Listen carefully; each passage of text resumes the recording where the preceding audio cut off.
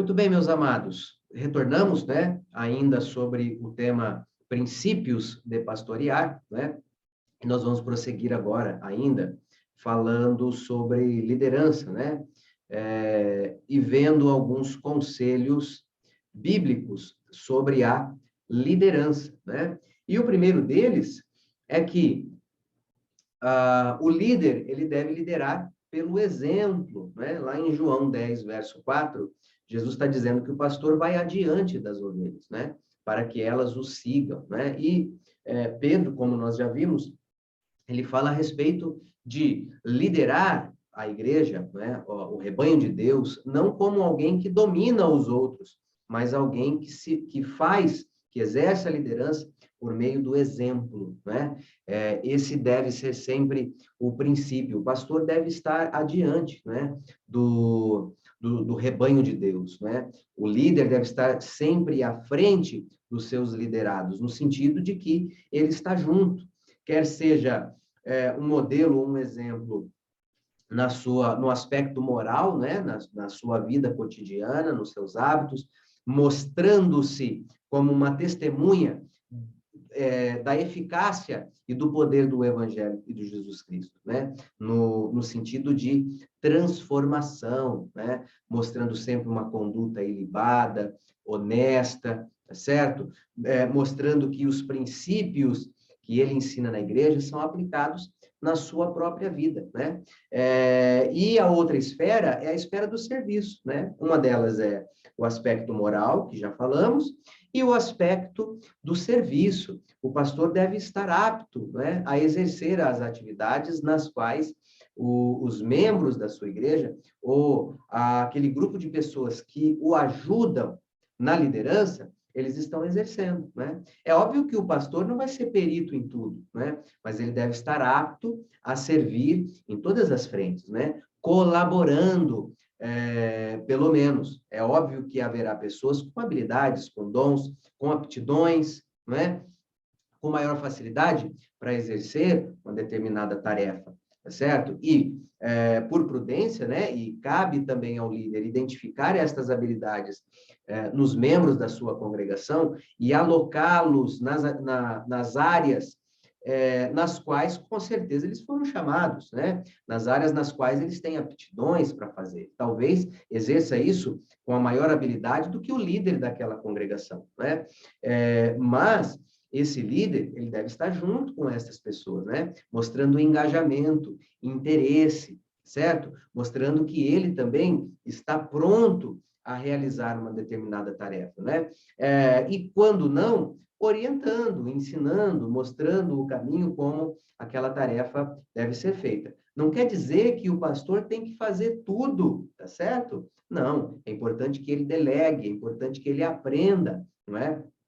A dividir estas responsabilidades de modo que as pessoas elas possam desenvolver-se e ele possa prestar um trabalho mais excelente naquelas atividades que são essenciais ao pastorado, tá certo? Mas ele deve mostrar engajamento e estar adiante do seu rebanho, pelo exemplo, sendo um modelo, tá certo? Então, esse é o modelo de liderança, não é? Pastoral. É a liderança que se exerce pelo exemplo, aquele líder que influencia as pessoas, não que as domina e que as diz como elas devem ou não fazer, né? Mas aquele que exerce influência de uma autoridade que emana dele próprio, tá certo? E para fazer isso, obviamente, precisa ser chamado por Deus, né? Precisa ter esta unção do Espírito Santo e esta capacidade para realizar essa tarefa, né? E cumprir este papel de liderança. O pastor deve servir de boa vontade, mais um conselho aqui de Pedro, já falamos sobre isso, obviamente, né? Que é aquele que pastoreia o rebanho de Deus, ele não faz por obrigação, mas de livre vontade, como Deus assim o deseja, assim como Deus quer, né? Não por ganância, mas pelo simples desejo de servir. Então, o pastor deve fazer isso por espontaneidade, né? Qual que é o objetivo? Qual que é o motivo, né? A sua motivação? Não é nenhum ganho financeiro. Embora, já falamos sobre isso, o obreiro, o pastor, ele é digno do seu salário, principalmente aquele que é aplicado ao estudo da palavra, ao ensino da palavra, né? A Bíblia diz que a esse deve ser dado uma dupla porção, né? O salário dobrado. Então, o obreiro é digno, sim, do seu salário, mas ele não deve fazer isso com este princípio. E, na verdade, acho que ninguém deveria, né? Ninguém deveria trabalhar ou fazer o que faz, né? Seja no ministério ou na sua vida secular, com vistas no dinheiro, no ganho financeiro, né? Muito mais você deveria fazer, não é? Ou seria o ideal que nós fizéssemos, sendo motivado pelo efeito social que isso exerce, né? Então, o pastor deve fazer isso com a motivação daquele que tem certeza de que foi chamado por Deus e que sabe que o seu trabalho é relevante. Relevante para o reino, relevante para a igreja, relevante para a sua comunidade, né? Relevante para a sua cidade, por que não, né? No sentido de que recupera pessoas que na sociedade, muitas vezes, já não tem mais uma função social, não é? Pessoas escravizadas pelo vício, pelas drogas, né? E a igreja vai lá e recupera essas pessoas e devolve essas pessoas para a sociedade, né? Como um indivíduo produtivo, que trabalha, né? Que produz, que gera, quem sabe, riqueza, não é? Para a cidade, para o país. Então, veja só, era alguém que era escravizado pelo vício, agora é alguém que é produtivo na sociedade, certo? Então, o pastor ele deve ter como motivação esta certeza de que ele está trabalhando para o reino de Deus, que ele está recuperando pessoas, está fazendo com que a igreja cresça, desenvolva e está tornando essa pessoa que era escravo do pecado em alguém agora saudável, alguém produtivo, uma ovelha que produz, tá certo? Uma ovelha que agora está com a sua saúde recuperada, né? E quando nós falamos da nossa vida secular, do nosso trabalho, também, né? Qual é a importância da tua profissão, daquilo que você exerce na tua sociedade, né? Qual é a função social que tem a tua empresa, o teu trabalho, né? De que modo você, exercendo aquilo que você exerce, você ajuda na sua sociedade, né? De que modo isso é produtivo? Então, essa deve ser a nossa motivação, né? O bem que a gente pode causar com aquilo que a gente faz, com os talentos que Deus nos deu, com as habilidades que nós temos, com a nossa formação, com os nossos bens, não é? Isso é ser mordomo também, não é? Saber utilizar aquilo que nós temos para não só o bem do reino de Deus, mas também para o bem da nossa sociedade. Isso é muito importante, que nós tenhamos cristãos, né, crentes em Cristo Jesus, que na sociedade na qual eles fazem parte, eles sejam também influentes e produtivos, certo? Por quê? Embora nós sejamos cristãos, nós sabemos que o nosso destino não é aqui, nós não fomos criados para este lugar, não é? Somos cidadãos do reino, no entanto, nós passamos, né? Nós somos também seres sociais e, portanto, nós devemos, na sociedade da qual nós fazemos parte, sermos influentes e relevantes também, tá? Essa é a opinião aqui do seu professor. O pastor dá a vida pela ovelha. Jesus disse, eu sou o bom pastor dá a vida pelas suas ovelhas. Jesus deu a vida no sentido literal, né? Não quer dizer que você precisa morrer pela igreja, né?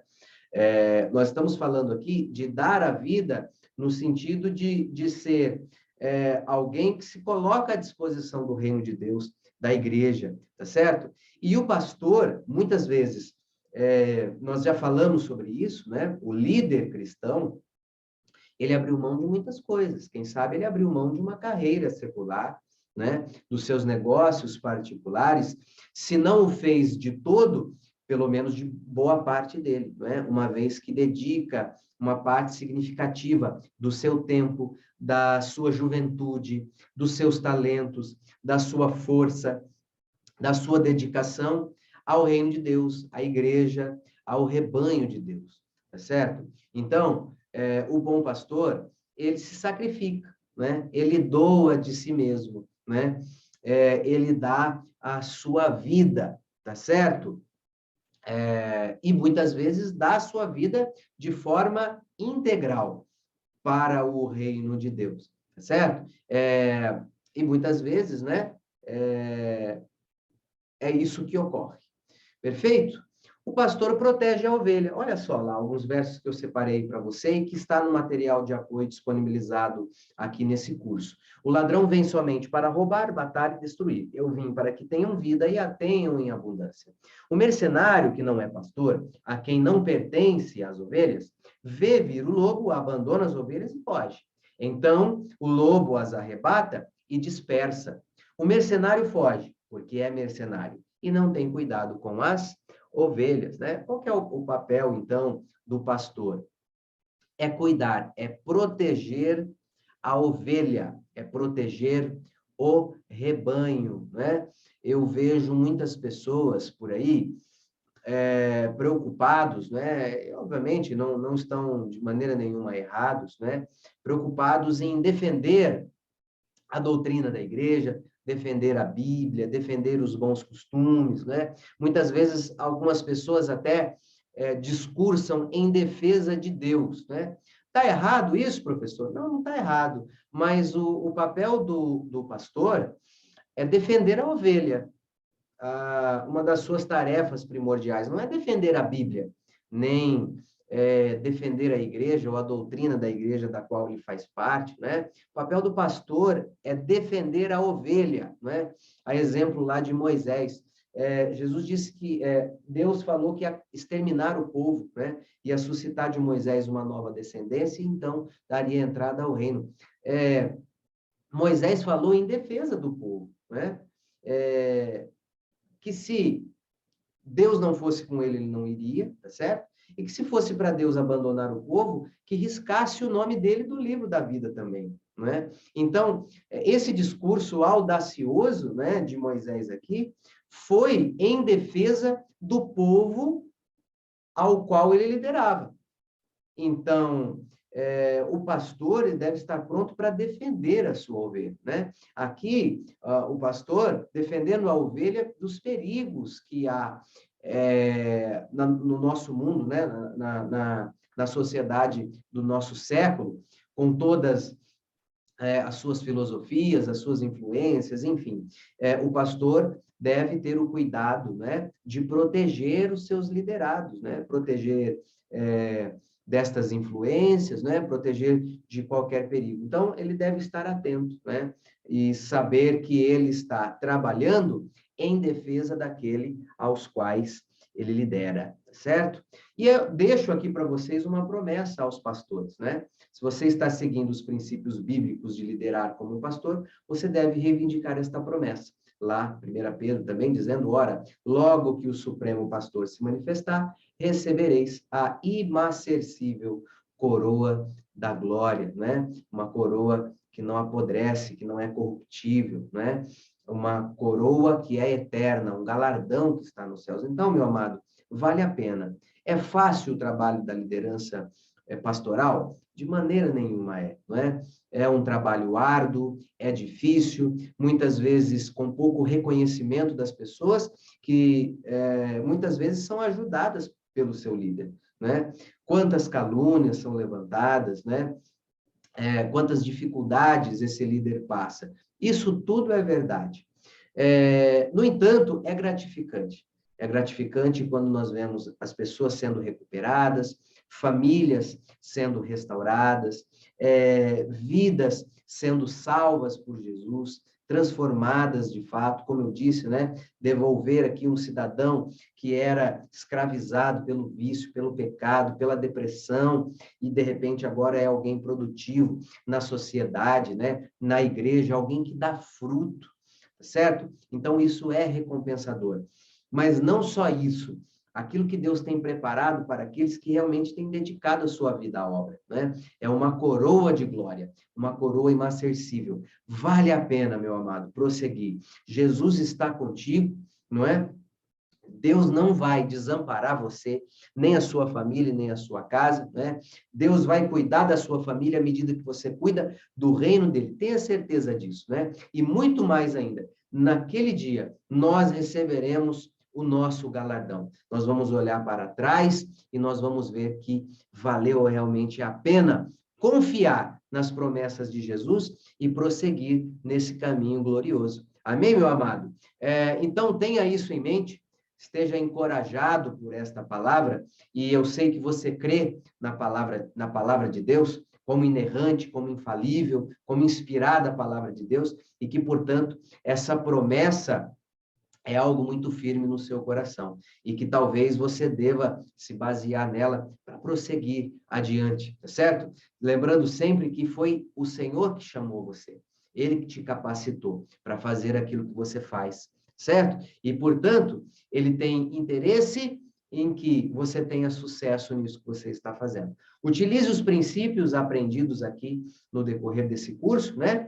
E se aperfeiçoe ainda mais para fazer com excelência aquilo que o Senhor tem chamado você para fazer. Fique com Deus e até a próxima, se Deus quiser.